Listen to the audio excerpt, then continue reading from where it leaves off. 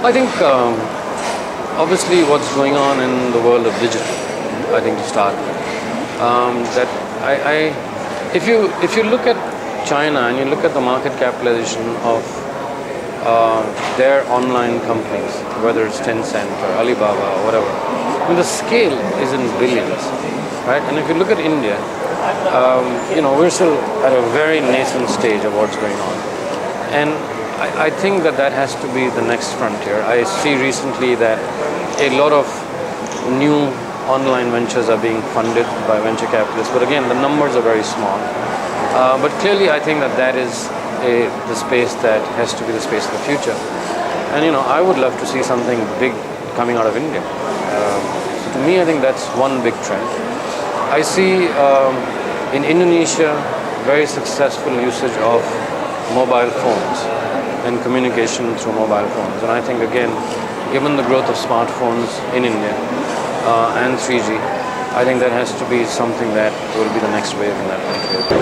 Digital and brands and marketeers not just experimenting but being serious about digital platforms and the opportunities with digital media.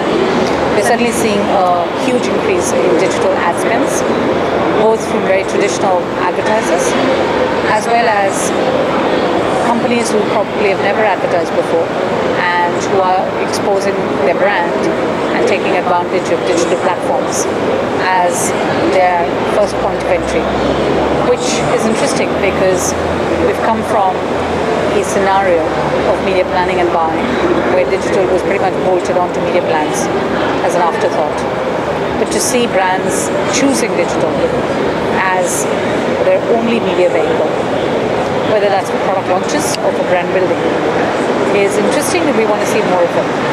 And that's something I think is a good example of shared learnings that agency networks and media agencies can take to India. The advertising spend on digital media is still an extremely small proportion of total advertising spend. We know that TV and print still gain lion's share of the budgets.